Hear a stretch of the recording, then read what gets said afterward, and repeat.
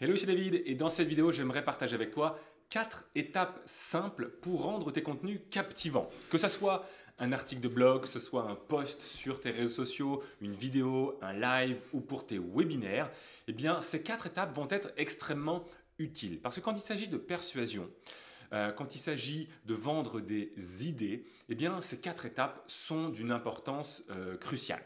En fait, effectivement, notre métier, quand on est formateur, coach, quand on est entrepreneur et qu'on vend de l'immatériel, on ne vend pas des produits, on vend du coaching, on vend une transformation client.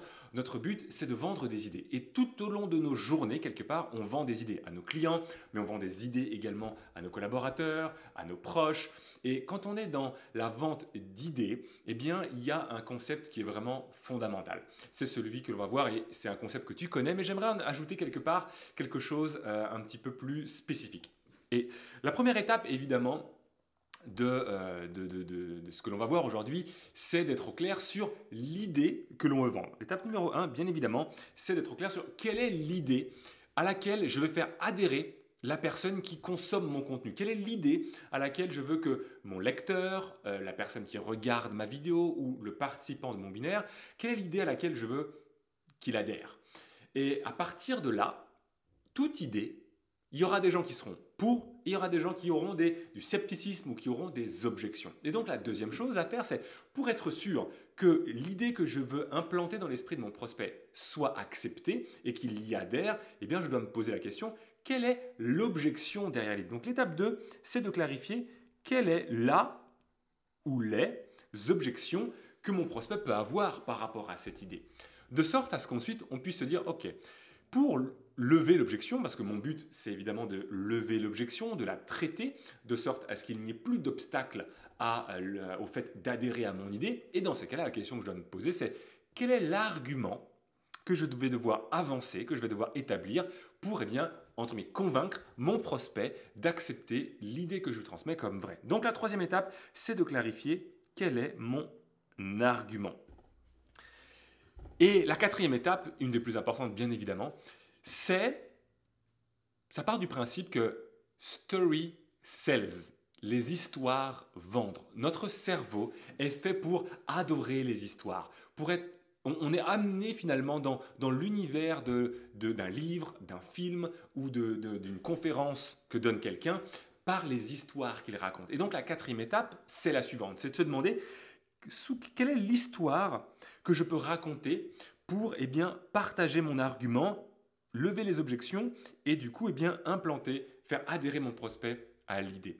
Parce que finalement, je peux dire les choses, et je vais te donner un exemple très concret dans la suite de cette vidéo, mais je peux surtout me demander sous quelle forme, quelle est l'histoire que je pourrais raconter qui illustre mon propos? Quelle est l'histoire que je peux raconter qui effectivement démontre par elle-même que ce que je suis en train de dire est vrai? Alors ça peut être une histoire personnelle, d'accord? Ça peut être l'histoire de quelqu'un de connu. Ça peut être une sorte de fable. Alors je dis une fable, mais c'est une sorte de citation. Une fable, c'est par exemple, je pense au centième singe. Peut-être que tu connais ça, je le mets ici en exemple. L'histoire du centième singe. Eh bien, c'est une histoire que l'on peut raconter pour montrer l'impact qu'il y a beaucoup de gens font des choses parce qu'ils ont été habitués à ça, parce que d'autres leur ont dit de faire ça, mais sans forcément savoir pourquoi ils font les choses. Eh bien, si je voulais illustrer ce propos, je raconterais l'histoire du centième singe. Je ne vais pas la raconter ici, mais tu peux chercher sur Google pour voir de quoi il retourne si tu ne connais pas. Et puis évidemment, une autre façon de faire, c'est de créer une métaphore. Une métaphore, c'est une représentation visuelle, c'est une sorte d'histoire quelque part, pour venir appuyer notre propos. On va rester simple dans cette vidéo sur cette notion d'histoire. Et on va prendre un exemple très concret. Imaginons que l'idée que je vais vendre, c'est on va prendre un exemple marketing. Et ça, souvent, c'est une objection que je peux avoir quand je parle de cette idée-là auprès de mes clients.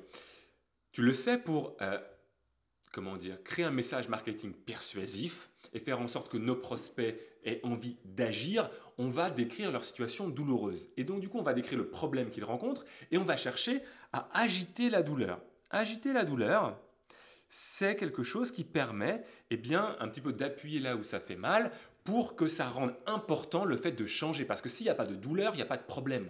Un caillou dans la chaussure qui ne fait pas mal, on peut marcher avec et on n'aura pas besoin de s'arrêter pour enlever le caillou de cette chaussure. Notre job, nous, en tant qu'entrepreneurs, eh bien, c'est d'appuyer sur cette douleur pour faire en sorte qu'il n'y ait plus d'autre choix que de s'arrêter et d'enlever le caillou de ce fichu caillou de cette chaussure. Du coup, l'idée que je voudrais vendre auprès admettons, de mon audience, c'est tu dois agiter la douleur dans ton marketing. Et il y a une objection qui revient très souvent, c'est oui, mais moi, j'ai pas envie d'agiter la douleur, j'aime pas ça, je trouve que c'est pas bienveillant. Voilà, c'est pas bienveillant, c'est pas éthique entre guillemets, c'est pas moral de faire ça, on joue sur la douleur des gens. Ok, ça c'est l'objection que la plupart des gens vont émettre face à cette idée que je veux leur enseigner ou à cette idée que je veux inculquer chez eux. Eh bien, ils vont avoir cette objection-là. Mon argument, c'est quoi? Mon argument, ça va être de dire que agiter la douleur, eh ben, c'est pour le bien de la personne. C'est pour le bien des prospects. Je veux amener l'argument des prospects avec un S, que c'est pour le bien des prospects, que c'est pire pour eux de ne rien faire et de rester dans leur situation actuelle avec leurs problèmes que finalement eh bien, d'agir selon nos conseils. Et si je sais que je peux aider mon prospect à changer sa situation, si je sais que je peux aider mon prospect à obtenir les résultats qu'il désire et à obtenir une situation meilleure, eh bien, quelque part, c'est mon devoir de faire ce qu'il faut pour qu'il prenne la décision d'agir, qu'il prenne la décision d'écouter mes conseils et de les appliquer. Sinon, il va rester dans sa situation où ça ne va pas. Et donc, agiter la douleur, c'est pour son bien, c'est pour lui montrer à quel point c'est important qu'il fasse quelque chose parce que sinon, il va rester dans cette situation de galère et pire, il va s'exposer à un scénario catastrophe, il va s'exposer à des conséquences négatives dans le futur. Ça va être mon argument. Et je pourrais très bien l'expliquer comme ça, comme je suis en train de le faire, d'accord? Là, j'expose l'idée, j'expose peut-être que tu te demandes ça, et j'expose l'argument comme je viens de te le faire. Mais il y a une façon plus puissante de faire. C'est cette fameuse quatrième étape, c'est de raconter une histoire. Et dans mon cas, plutôt que d'exposer directement ce que je viens de faire comme argument, je pourrais très bien prendre cette histoire-là. Je vais te prendre cet exemple, cette histoire en exemple, excuse-moi. En fait, j'entends souvent, il y a un concept dont j'aimerais parler avec vous, qui est vraiment important. Et pour vous l'introduire, j'aimerais vous raconter, ou vous emmener avec moi à l'époque où j'ai 14 ans. À l'âge de 14 ans, je suis un jeune adolescent et je dois prendre tous les matins un cachet des rétiques parce que j'ai été à l'âge de 3 mois opéré d'une coarctation aortique, ce qui fait que j'ai une hypertension résiduelle. Et donc depuis tout petit, je suis suivi par un cardiologue et depuis quelques années, je dois à ce moment-là prendre tous les jours un cachet des rétiques. Et je ne sais pas si vous avez eu des médicaments à prendre tous les jours déjà, mais quand on est un adolescent de 14 ans et qu'on ne voit pas vraiment de problème et on ne voit pas de changement entre le fait de prendre le cachet ou pas prendre le cachet, en toute transparence, je prenais le cachet une fois sur je ne sais combien, mais je le prenais assez rarement et mes plaquettes finalement duraient beaucoup plus longtemps que prévu. Et ma mère était très inquiète de ça, parce que ma mère, elle se disait, ouais, mais s'il ne prend pas son cachet, c'est dangereux pour lui. Elle s'inquiétait vraiment du fait que je ne prenne pas mon cachet. Et du coup, un jour, on va chez le cardiologue, et le cardiologue me dit, alors David, comment ça se passe avec ton traitement d'estrorétique? Est-ce que tu prends ton traitement? Comment tu te sens? Je dis, bah ouais, non, franchement, ça va. Après, en toute honnêteté, je prends vraiment pas souvent le cachet. Voilà, parce que c'est vrai que je ressens pas beaucoup, je suis très peu essoufflé. Enfin, j'ai pas de choses qui se manifestent par rapport à ce problème. Il fait, ok, je comprends. Il me dit comme ça, il me dit, tu sais, je comprends qu'en tant qu'adolescent, on a d'autres préoccupations et que prendre un cachet, c'est un peu une contrainte et que finalement, quand on ne voit pas les conséquences, eh bien, ça ne nous incite pas à le faire. Mais est-ce que tu sais, c'est quoi les risques d'une hypertension? Est-ce que tu sais, c'est quoi le problème d'avoir de l'hypertension? Je dis, non, on s'épuise peut-être, on est essoufflé. Il fait, oui, c'est vrai. Mais le vrai problème, il y en a deux en fait. Le premier problème, c'est que tes artères s'usent beaucoup plus vite. Et même si tu ne le vois pas aujourd'hui, l'hypertension fait que tes artères s'usent beaucoup plus vite qu'un être humain normal. Et ce qui peut se passer, c'est qu'à l'âge de 50 ans, tout ton corps aura effectivement l'âge d'un homme de 50 ans, sauf que tes artères, eux, auront peut-être l'âge d'un homme de 70 ans, ou de 75 ans, ou de 80 ans. Ce qui veut dire que le risque de maladie cardiaque ou le risque d'arrêt cardiovasculaire, etc., eh bien, est largement supérieur, tu t'en doutes, même si tu n'as que 50 ans, parce que le fait de ne pas prendre ton cachet et le fait finalement d'avoir cette hypertension en continu use beaucoup plus rapidement que la normale tes artères et tes veines et ton cœur. Et le deuxième inconvénient, qui est beaucoup plus proche de toi, c'est que quand on a de l'hypertension comme ça use, ça envoie du sang de manière trop forte dans certains endroits du cerveau et dans certains endroits du corps. Et le risque numéro un, c'est pas encore ça, c'est de devenir aveugle. Ce que tu risques le plus, et c'est pas à 60 ans ou à 50 ans, c'est peut-être dans un an ou deux ou trois, le fait que tu deviennes aveugle. Et on a constaté ça chez des jeunes qui ont ton âge, le fait qu'en ne prenant pas soin de leur hypertension, eh bien, il y a un risque 4, 5, 6 fois supérieur à devenir aveugle. Est-ce que tu as envie de devenir aveugle, David? Et je dis, bah, non, évidemment que non. Est-ce que c'est plus embêtant pour toi de prendre ce cachet une fois par jour ou de devenir aveugle dans un an ou deux? Et en faisant ça, évidemment, qu'est-ce qui s'est passé? Dès le lendemain, je peux te garantir que je prenais mon cachet. Et je prenais mon cachet, mais tous les jours, religieusement. Parce que ce cardiologue, et pourquoi il a fait ça? Pourquoi est-ce qu'il m'a agité la douleur? Pourquoi est-ce qu'il m'a fait prendre conscience que si je ne change rien dans mon comportement, je m'expose à de graves conséquences? Pourquoi est-ce qu'il m'a mis un peu la tête dans le caca en me disant si tu ne prends pas ton cachet, tu vas devenir aveugle ou tu vas mourir beaucoup plus jeune que ce que peut-être tu l'aimerais? Pas pour me faire souffrir, pas parce que c'est un sadique, pas parce qu'il n'est pas éthique, pas parce qu'il aime me voir avoir peur, non, parce qu'il sait que c'est ce qu'il y a de mieux pour moi. Il sait que si je ne prends pas cette décision radicale de prendre mon cachet tous les jours, je vais avoir des risques et il veut le meilleur pour moi. Donc, il fait ce qu'il faut pour que je prenne conscience de l'importance de cette décision.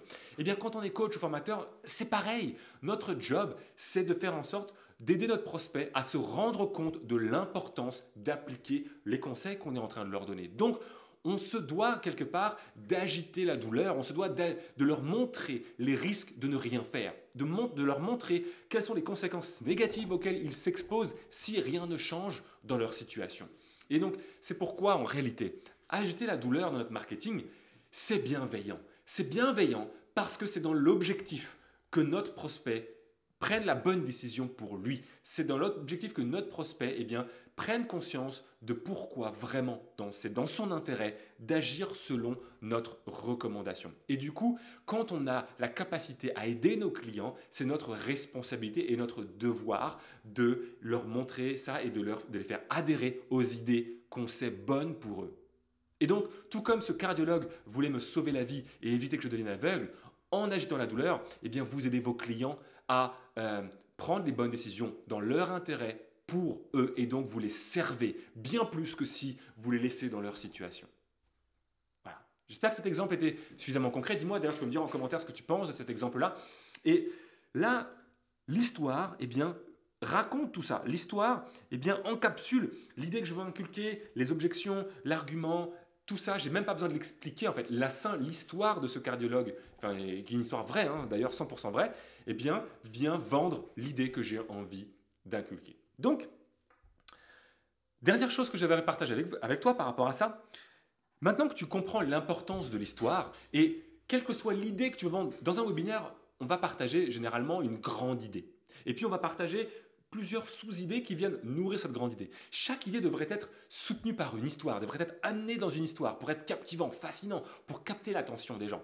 Du coup, à partir de maintenant, ce que je t'invite à faire, c'est à créer une bibliothèque d'idées. Ah, je te demande une toute petite seconde, je mets en pause la vidéo. Ok, excuse-moi, je disais donc une bibliothèque d'histoires dans laquelle tu vas pouvoir référencer toutes les histoires sur lesquelles tu peux t'appuyer en les classant et en les catégorisant finalement par sujet. Tu vas pouvoir leur mettre des sujets, par exemple, ça c'est une histoire sur la vision de la vente, sur l'importance d'agiter la douleur, sur tel et tel sujet. Et comme ça, quand tu vas préparer un webinaire, une vidéo, une conférence, chaque idée que tu vas pouvoir avoir envie de transmettre, tu vas pouvoir regarder dans ta bibliothèque d'histoire, tiens, quelle histoire j'ai en ma possession pour venir appuyer mon discours, appuyer mon idée d'une façon intéressante grâce au storytelling. Et voilà, ça c'est ce que j'avais envie de partager avec toi dans cette vidéo. Dis-moi si ça t'aide et si ça t'a plu cette vidéo. Je te souhaite une magnifique fin de journée. Ça, c'est quelque chose que j'ai partagé dans notre groupe Facebook des leaders inspirés. Je te mettrai sous la vidéo d'ailleurs le lien du groupe Facebook si tu veux le rejoindre. C'est un groupe Facebook qui est offert pour tous les coachs, les thérapeutes, consultants formateurs qui veulent développer leur activité. On pose simplement 2 ou 3 petites questions d'entrée pour nous assurer que tu es le bon type de personne pour rejoindre la communauté. La communauté que l'on développe au sein de ce groupe est vraiment importante pour nous. On veut qu'il y ait une bonne ambiance et qu'il y a des échanges de qualité. Du coup, on s'assure de n'accepter au sein du groupe que les bonnes personnes. C'est pour ça qu'on te demande de renseigner ces quelques questions. Si ça fait sens pour toi et que tu as envie de nous rejoindre dans cette communauté, je te mettrai le lien. D'ici à ce qu'on se reparle comme d'habitude, ose, sois toi-même et réalise-toi pleinement chaque jour. À bientôt.